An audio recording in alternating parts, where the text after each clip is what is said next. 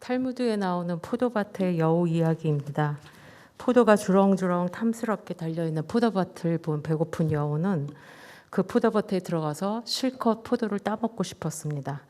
그런데 포도밭에서 둘러쳐져 있는 그 울타리 틈새가 너무 좁아서 아무리 안으로 들어가려고 해도 들어갈 수가 없자 어떻게 하면 저기에 들어갈 수 있을까 궁리 끝에 굶는 수밖에 없다. 그리고 사흘을 굶습니다. 그래서 실컷 단물이 오른 포도를 드디어 그 안에 들어가서 따먹고 나서는 문제는 이제 다시 밖으로 나오는 겁니다. 또 나와야 되는데 그 틈새로 또 빠져나올 수 없으니 다시 사흘을 꼬박 굶고 나서야 빠져나오게 됩니다. 그러면서 여우가 하는 말이 이거 뭐 들어갈 때나 나올 때나 배고픈 건 마찬가지군 그랬다는 이야기입니다. 인생도 공수를 공수거라고 빈손으로 왔다가 빈손으로 가는 인생을 이야기하지만 이 세상을 사는 동안에 사람들은 뭔가를 채우고 또 채우려고 하는 것이 우리의 모습입니다. 그럼에도 채우고 채워도 사실은 채워지는 것이 아무것도 없이 여전히 배가 고픈 것이 인간의 욕망을 말합니다. 태어날 때 금은보화를 손에 들고 태어나는 사람도 없고 생을 마칠 때에 바리바리 모은 재물을 챙겨서 가는 사람도 없는 같은 여건에서 태어나서 살아가는 인생이지만 사는 동안은 사람마다 각기 살아가는 모습이 제각각입니다. 어떻게든 더 가지려 하고 더 높아지려고 하는 것이 목표인 사람들도 있고 부귀와 영화가 있던지 그렇지 않던지 초탈해서 자족하며 사는 인생이 있습니다. 오늘 본문에 나오는 이 자족이라는 단어는 아우타르게스라는 헬라어 단어입니다. 자기 스스로 충분히 만족하는 상태다라는 뜻인데 이것은 당시 헬라 세계에서 성행했던 스토아 철학의 모토이기도 했습니다. 스토아 철학자들은 자기 의지의 힘으로 환경을 극복할 수 있고 어떤 환경에서도 자기 스스로 감당할 수 있다라고 가르칩니다. 근데 사람의 내면이 외부의 환경에 영향을 받지 않을 수 있다라는 것입니다. 하지만 오늘 본문에서 바울이 말하는 이 자족은 세상에서 말하는 것과 의미는 같을지 모르지만 근거가 다르고 있습니다. 그런데 사실 이 자족하는 마음은 인간의 본성과는 맞지 않는 내용입니다. 인간이 지닌 욕망은 한도 끝도 없습니다. 이것을 인간의 힘으로 제어할 수 있다라는 세상의 논리와 또 우리가 믿는 자족하는 마음을 지녀야 된다라는 것은 출발점을 다르게 합니다. 그저 단순하고 소박한 삶을 살자라는 단순한 삶을 향한 추구가 아닙니다. 욕심을 버리자라는 차원의 말씀도 아닙니다. 이 자족은 성도의 경건한 삶에 있어서 필수적인 요소로 말씀합니다. 우리의 영성과 영적인 생활에 큰 영향을 끼치는 부분이 됩니다. 디모데전서 6장 6절에 지족하는 마음이 있으면 경건에 큰 이익이 되느니라 하셨습니다. 이전에 우리나라의 급속한 경제 성장이 이루어질 때 교회도 그 성장과 맞물려서 많은 성장을 이루었고 부자가 되는 것이 하나님의 축복이라고 말씀을 전하고 그렇게 여겼습니다. 그래서 이런 신앙을 붙들고 부흥회와 기도회를 뜨겁게 했고 또 실제로 교회나 개인들의 삶에 경제적으로 그리고 양적으로도 큰 부흥을 이룬 것이 사실입니다. 그러다 보니 교회가 돈에 따라서 움직이고 세상 권력에 야합된 면들도 많이 있어 왔습니다. 그리고 이것이 교회와 신자들의 신앙을 타락하게 만드는 핵심적인 요소가 되기도 했습니다. 오늘 성경이 말하는 자족의 개념은 속세를 떠나서 어디 깊은 산속에 들어가 돌을 닦는 사람들한테나 필요할까? 기독교와는 그닥 상관이 없는 것으로 우리가 여기고 중요히 생각하지 않았는지 모르겠습니다. 도리어 요즘에는 세상에서 미니멀 라이프라고 말한 지 오래되었고 그래서 소유하지 않는 삶, 적게 벌고 덜 쓰는 삶, 적게 쓰는 삶 이것을 추구하고 실천하는 사람들도 늘어나고 있습니다. 소유가 인생의 진정한 행복을 가져다 주는 것이 아니라는 것을 알고 그보다도 인생의 본질에 집중하고자 하는 노력들이 일어나고 있습니다. 그런데 이 세상의 사람들이 하던 자족의 삶은 자신의 가치관과 신념에 따른 삶이지만 우리 크리스찬이 자족의 삶을 살아야 하는 이유는 우리에게 있는 것이 아니라 주님께 있고 주님으로부터 나옵니다. 앞서 말씀드린 것처럼 인간의 원래의 본성으로는 자족이 되는 존재가 아닙니다. 가지면 다른 것도 더 갖고 싶습니다. 가만히 있어도 참 감사하구나, 정말 감사한 일이야, 다행이야 라고 해지는 것이 아니라 하나 없는 것이 더 신경이 쓰이고 하나 풀리지 않는 것, 하나 불편한 사람, 이런 일들이 더 신경이 쓰여 불평과 원망이 앞서게 됩니다. 그래서 우리의 마음을 그대로 내버려두면 감사와 행복을 느끼기보다 불평과 불만, 불안과 두려움이 더 먼저 되게 되는 저희들입니다. 그래서 오늘 본문에서 바울도 말하기를 내가 자족하기를 배웠다 이렇게 말씀을 합니다. 그리고 12절에서도 다시 한번 일체의 비결을 배웠다라고 말하고 있습니다. 저절로 되어지는 것이 아니기에 배우고 익혀서 습득하는 것이라고 말합니다. 이 11절에 나오는 배우다라고 번역된 에마돈이라는 단어는 체험을 통해서 몸으로 배우는 것을 말하는 단어입니다. 다 잊어버렸는데 몸이 기억하네 라고 우리가 말을 할 때가 있듯이 그저 지식으로 아는 것이 아니라 몸에 배이도록 훈련하고 반복적으로 연습해서 얻어지는 것입니다. 그리고 12절에 나오는 배웠노라라는 말은 우리말로는 둘 다 배우다라는 같은 단어로 번역이 됐지만 헬라어에는 뮤에오라고 해서 이 뜻은 비법을 전수시키다, 성스러운 비밀을 가르치다 이런 의미가 있습니다. 그래서 여기서 말하는 배움이 13절에 나오는 내게 능력 주시는 자라고 한 것처럼 그리스도에게로 연결됩니다. 곧 그리스도로부터 그 비결을 배울 수 있다라는 뜻입니다. 이 13절의 말씀, 내게 능력 주신 자 안에서 내가 모든 것을 할 수 있다라는 말씀을 우리는 사실 그동안 불가능한 것처럼 보이는 우리의 욕구를 충족시키고 이루어낼 수 있다라는 것으로 이해하고 여기에 그 말씀들을 인용해 왔습니다. 그런데 사실 이 말씀이 인용된 이 앞뒤의 맥락을 보면 오히려 빈부에나 환난이나 궁핍하나 어떠한 어려움에도 자족하는 일체의 비결이 그리스도 안에서는 가능하다라는 뜻입니다. 그저 내가 옳다고 믿기 때문에 자족하기로 하는 것이 아닙니다. 이것이 그리스도의 뜻이요, 또 내가 하려고 한다고 해서 되어지는 것이 아니라 우리에게 능력을 주시는 그리스도로 인하여 자족할 수 있다라는 고백입니다. 사람은 누구든 모든 일이 잘 풀리고 만사형통하고 건강하고 그래서 세상에 부러워하는 모든 것을 지니고 있다고 하면 자족할까요? 아마 그래도 그렇지 않을 것입니다. 더군다나 오늘 이 본문의 글을 쓰고 있는 저자 바울은 더더욱 이런 말을 할 수 없는 상황에 처해 있었습니다. 그는 지금 로마의 감옥에 갇혀서 오도 가도 못하는 상황에 앞으로 자신의 운명이 어찌 될지 알 수 없는 극한의 상황에 처해 있습니다. 이 바울의 옥중 서신들 중에 하나인 빌립보서가 다른 서신서들에 비해서 자주 등장하는 단어가 있는데 그게 무엇인지 아십니까? 기뻐하라 라는 것입니다. 10절에서도 내가 주 안에서 크게 기뻐함은, 또 3장 1절에서도 종말로 나의 형제들아 주 안에서 기뻐하라, 4장 4절에서도 주 안에서 항상 기뻐하라, 내가 다시 말하노니 기뻐하라, 2장 17절 18절에서도 내가 나를 관제로 드릴지라도 나는 기뻐하고 너희 무리와 함께 기뻐하리니 이와 같이 너희도 기뻐하고 나와 함께 기뻐하라 하면서 반복적으로 자기의 기쁨을 말하기도 하고 또 성도들을 향해서 강력하게 기뻐함을 입을 것을 권면하고 있습니다. 형통할 때만 기뻐할 수 있고 자족할 수 있는 것이 아닙니다. 궁핍하다고 기뻐할 수 없고 자족하지 못하는 것이 아닙니다. 이것이 어떻게 가능하단 말입니까? 13절 말씀처럼 내게 능력 주시는 자 안에서 가능해집니다. 그분 안에 있으면 갇혀있는 비천한 상황이던 풍부한 생활이던 배부르거나 굶주리거나 궁핍하던 모든 일에 자족할 수 있다라고 고백합니다. 남들은 죽겠다고 하는데 성도는 찬송을 부립니다. 옥에 갇히고 손과 발이 착고에 든든히 채워져서도 기도하고 찬송을 부릅니다. 이것이 세상이 감당할 수 없는 믿음의 사람들입니다.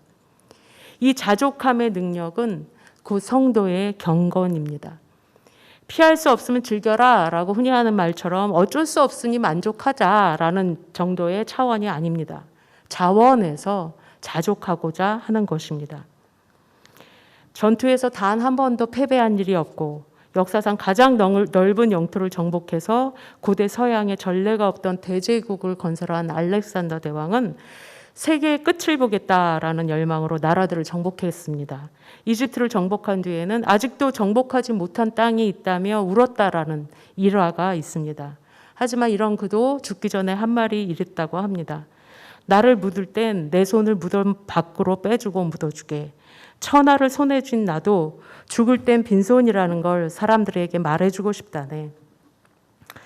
천하의 알렉산더도 죽을 때는 예외 없이 빈손으로 돌아갔고 한 철학자는 그의 죽음에 대해서 말하기를 어제는 온 세상도 그에게 부족했으나 오늘은 2평의 땅으로도 충분하네.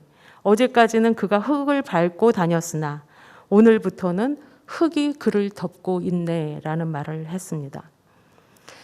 땅의 것에 마음을 쏟고 집착하는 이상 우리는 자족할 수가 없습니다. 불가능합니다. 육식동물과 초식동물은 그 먹이부터가 다릅니다. 초식동물에게 고깃덩어리를 아무리 앞에 내밀어 봤자 유혹이 되지를 않습니다. 이와 마찬가지로 육의 사람이었던 우리가 영의 사람으로 거듭났으니 더 이상 세상의 것들이 미혹적인 요소가 되질 않습니다. 바울은 예수를 알기 전에 자신의 자랑거리였던 모든 것들을 배설물과 같이 여겼다 했습니다.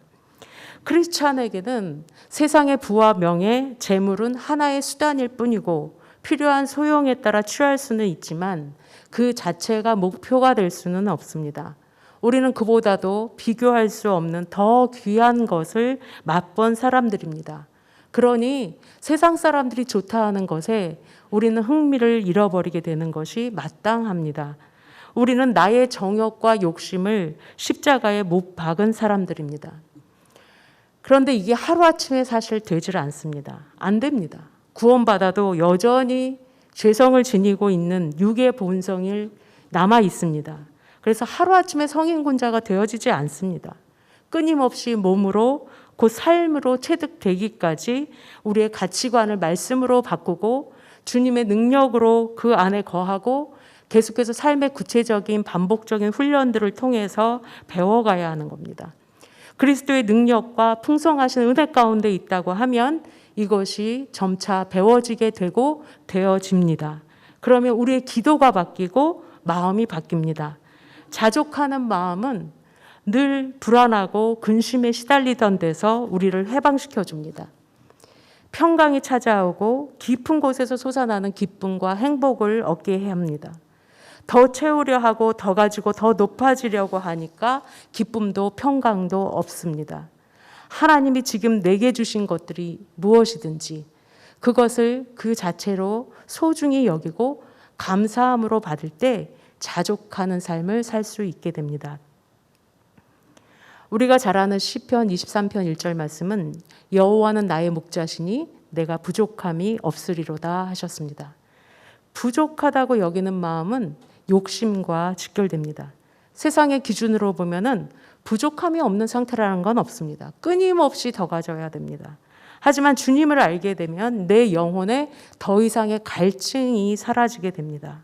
여호와께 소망을 둔 사람은 영혼의 만족함을 얻습니다. 그래서 부족함이 없다라는 고백을 하게 됩니다. 정말로 진정한 복이 어디서 오는지를 알기 때문에 세상 것들에 집착할 이유가 사라집니다. 디모데전서 6장 7절부터 말씀이 이렇습니다. 우리가 세상에 아무것도 가지고 온 게 없음에 또한 아무것도 가지고 가지 못하리니 우리가 먹을 것과 입을 것이 있은즉 족한 줄로 알 것이니라. 이거 조금 심한 것 같지 않습니까? 세상에 누가 먹을 거와 입을 것이 있다고 요즘 세상에 만족을 하겠습니까? 하지만 그리스도인은 있고 없는 일에 구애를 받는 사람들이 아니어야 합니다. 9절 이후 계속해서 말씀합니다. 부하려 하는 자들은 시험과 올무와 여러 가지 어리석고 해로운 정욕에 떨어지나니 곧 사람으로 침륜과 멸망에 빠지게 하는 것이라. 그 모두가 원하는 부라는 것에는 누구든지 쉽게 빠져들기 쉬운 이런 함정이 들어 있습니다. 부 자체가 악한 것은 아니지만 많은 경우에 있어서 부하고자 하는 마음은 정욕으로 말미암기 때문에 다분히 우리의 영혼이 침륜과 멸망에 빠지게 할 만한 요소를 품고 있는 것입니다. 그리고 이어지는 말씀을 좀 더 직접적인 표현을 사용해서 말합니다. 돈을 사랑함이 일만 악의 뿌리가 되나니 이것을 사모하는 자들이 미혹을 받아 믿음에서 떠나 많은 근심으로 자기를 찔렀도다. 우리는 사실 신앙과 돈의 문제를 그렇게 직결시켜서 말하는 것을 좋아하지는 않는 것 같습니다. 하지만 이것은 반드시 다루어야 되고 우리가 생각해야 될 실천적인 모습입니다. 사실은 모든 게 이 돈의 문제입니다. 그럴듯해 보여도 배후를 들여다보면 돈과 관련되어 있지 않은 일은 거의 없습니다. 이 탐심이, 이 재물에 대한 욕심이 사람의 심령을 썩게 만듭니다. 그리고 더 나아가서 믿음을 다 팔아먹게 합니다. 현대의 자본주의 사회를 살아가는 우리들은 모두 이 돈의 문제에서 결코 자유로울 수가 없는 것이 사실입니다. 그렇기에 더더욱 우리의 영혼과 믿음을 온전히 지키기 위해서 우리는 자족하기를 연습하고 배워가야 합니다. 어느 분이 가끔 자기 가족이 즐겨 찾는 식당에 갔습니다. 오랜만에 온 식구가 모여서 즐거운 마음으로 오늘 그 집 오랜만에 맛있는 음식을 먹으러 가자 갔는데 식당 문이 닫혀 있고 문 앞에는 영업 종료라는 것만 덜렁 붙어 있었습니다. 그래서 이분은 먹고 싶었던 음식을 먹지 못하게 되고 가족들과의 시간도 망쳐지게 되었고 미리 어떤 안내도 준 적이 없이 그냥 영업 안내라고 붙여 있는 것이 짜증이 나서 돌아오는 차 안에서 불평을 했다고 합니다. 그랬더니 그분의 딸이 하는 말이 아빠 식당이 문 닫은 걸 화낼 게 아니라 그곳에서 그동안에 우리가 즐겼던 시간들을 감사해야 하는 것 아닌가요? 라는 말을 한 너무나 똑똑한 이 딸의 말을 듣고 이분이 한 방 얻어맞은 기분이었다라는 이야기를 들었습니다. 인생에서 우리에게 주어진 모든 것이 사실은 그렇습니다. 어느 하나를 잃어버리게 될 때 우리는 쉽게 불평을 토해내게 되지만 사실은 그동안 그것을 누릴 수 있었던 것이 은혜였던 것입니다. 그게 원래 내 것이 아니었었고 또 영원한 것이 아니었었는데 우리가 착각하고 살아왔을 뿐입니다. 늘 곁에 있으니까 감사하는 마음을 인식하지 못했을 뿐인 것입니다. 모든 일에 자족하는 사람은 감사하는 사람이 됩니다. 내 안에 자꾸 짜증과 불평이 일어난다는 건 자족하는 마음을 잃어버렸다는 것입니다. 감사와 자족은 밀접한 연관성을 지닙니다. 그리고 자족하는 사람은 행복한 사람입니다. 주어진 상태 그대로를 받아들이고 지금 내게 있는 것으로 만족하고 감사하니 당연히 행복한 기분과 감정과 느낌과 생각으로 살아가게 됩니다. 전도서 3장 12절에서 13절 말씀입니다. 사람이 사는 동안에 기뻐하며 선을 행하는 것보다 나은 것이 없는 줄을 내가 알았고 사람마다 먹고 마시는 것과 수고함으로 낙을 누리는 것이 하나님의 선물인 줄을 또한 알았도다. 전도서 9장 7절에 너는 가서 기쁨으로 내 식물을 먹고 즐거운 마음으로 내 포도주를 마실지어다. 이는 하나님이 너희 하는 일을 벌써 기쁘게 받으셨음이니라. 9장 9절에 내 헛된 평생의 모든 날 곧 하나님의 해 아래서 내게 주신 모든 헛된 날에 사랑하는 아내와 함께 즐겁게 살지어다. 사람의 가장 기본적인 행복의 요건들 아닙니까? 사랑하는 가족이 있고 할 수 있는 일이 있고 또 그 일을 통해 소득을 얻고 그것으로 식탁을 차려서 사랑하는 가족들이 함께 둘러앉아 먹고 마시는 뭐 대단할 거 없이 평범한 일상적인 것 같은 하지만 이것이 얼마나 큰 하나님의 선물인지를 기억하게 말씀하십니다. 이런 것들을 기쁨으로 누리며 살라고 즐겁게 누리라고 말씀하십니다. 그리고 거기서 더 나아가 혹여 코로나의 상황과 같이 우리가 일상을 잃어버릴 수 있는 상황, 바울처럼 옥에 갇히고 매를 맞고 죽음의 위협 앞에서도 기뻐하라. 다시 말하노니 기뻐하라. 모든 상황에 자족하는 일체의 비결을 배웠다. 너희도 배워라. 이것이 내게 능력 주시는 자 안에서 가능하다. 모든 것을 할 수 있다. 라고 확신하는 것처럼 믿음의 사람은 자신의 기대와 다른 결과 앞에서 예상하지 못하고 뜻밖의 벌어지는 일들 앞에서도 어떠한 어려움이나 감당하기 힘든 상황 속에서도 자족하기를 배울 수 있고 자족할 수 있는 사람들입니다. 그래서 바울은 고린도 후서에서 말씀하기를 우겨쌈을 당하여도 쌓이지 않고 답답한 일을 당해도 낙심하지 않고 핍박을 받아도 버림받지 않고 거꾸로 뜨림을 당해도 망하지 않는다. 거꾸로 뜨림을 당한 것이 아니라거나 우겨쌈을 당하지 않았다라는 것이 아니라 이런 상황이지만 나는 그것에 걸려 넘어지지 않는다라는 것입니다.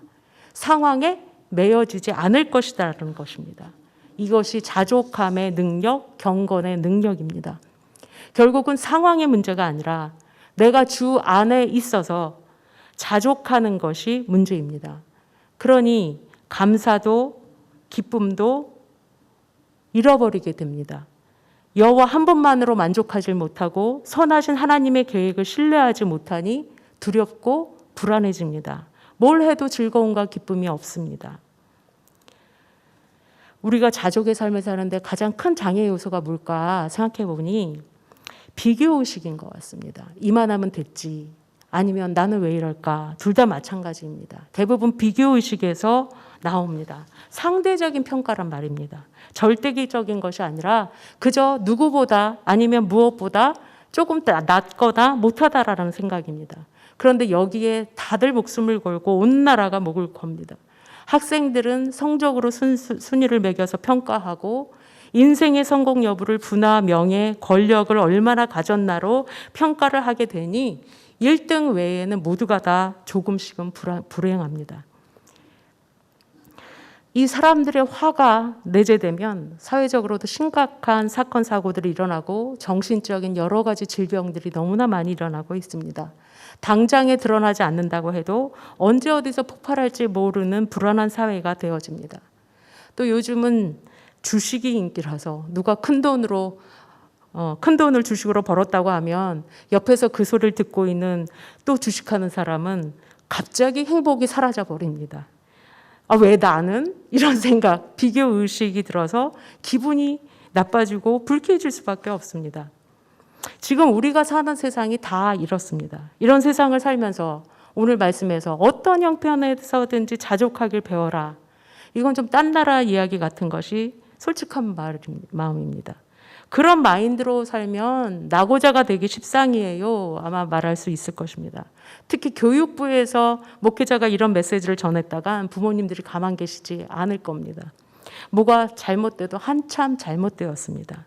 성경이 무엇을 말하는지, 복음의 내용이 무엇인지, 예수를 믿고 따르는 삶을 산다는 게 무엇인지 전혀 모르고 있는 우리의 모습을 발견할 때가 많습니다. 이스라엘 백성들이 황량한 광야의 삶을 살 때조차도 불평과 원망은 하나님께 범죄함이 되었습니다. 좋은 길로 인도하시고 때를 따라 도우시는 하나님을 믿고 의지하지 않았기 때문입니다. 하나님은 이것을 불신으로 여기셨습니다. 여러분은 하루를 보내면서 지금 죽어도 여한이 없다 하는 순간을 얼마나 경험하십니까? 로또에 맞거나 대박나는 사건이 있어서가 아니라 그저 가끔 눈을 들어서 파란 하늘을 보게 될 때, 또 가족들이 하루 일과를 마치고 무사히 귀가할 때에 하나님 앞에 앉아서 근심과 걱정을 다 쏟아내고 그 이후에 찾아오는 깊은 평강을 맛보게 될 때, 또 가족과 맛난 음식을 준비해서 함께 먹고 마실 때, 특별하지 않아도 이 모든 삶의 순간들, 모든 평범한 일들이 정말로 하나님 앞에 감사할 제목입니다. 여러분은 무엇에 감사하십니까? 그리고 언제 행복을 느끼십니까? 이것이 나의 자족함을 확인해 볼 수 있는 질문입니다. 물론 우리는 더 배워야 됩니다. 감사하고 좋아할 만한 일, 잘 되는 일에는 누구든지 기뻐할 수 있지만 그렇지 못한 환경이라도 자족하기를 또 배워야 됩니다. 그때는 주님이 계시기에 주님만 떠나지 않으면 우리가 살아갈 수 있습니다. 내게 능력 주시는 자 안에서 모든 것을 할 수 있습니다. 주님은 우리를 상대적으로 평가하지 않으십니다. 하나님 앞에 내 존재가 그분의 너무나도 귀하고 존귀한 자녀이기 때문에 사랑하시고 받아주십니다. 너 오늘 잘했어 못했어 자격 여부를 따져 물으셔서 품어주시는 것이 아닙니다. 우리가 그 사랑을 알고 받아 누리면 상황과 문제에 관계없이 자족할 수 있습니다. 주님 또한 우리에게 상대적인 존재가 아니십니다. 이 세상 무엇과도 비교할 수 없고 바꿀 수 없는 단 한 분 살아계신 하나님이십니다. 온 세상을 주관하고 계시는 능력의 주님이시요 유일한 절대자이십니다. 성경의 인물들은 찬송할 수 없는 상황 속에서도 찬송하고 기도할 수 없는 상황 속에서 기도드렸습니다. 바울이 그랬고 다니엘이 그랬습니다. 다윗이 그랬고 숱한 주님의 제자들이 찬송하며 순교의 자리에까지 나아갔습니다. 기뻐할 만해서 기뻐하는 사람, 감사할 만해서 감사하는 사람이 아니라 어떤 상황 가운데 있든지 감사함으로 자족하는 자가 승리하는 자입니다.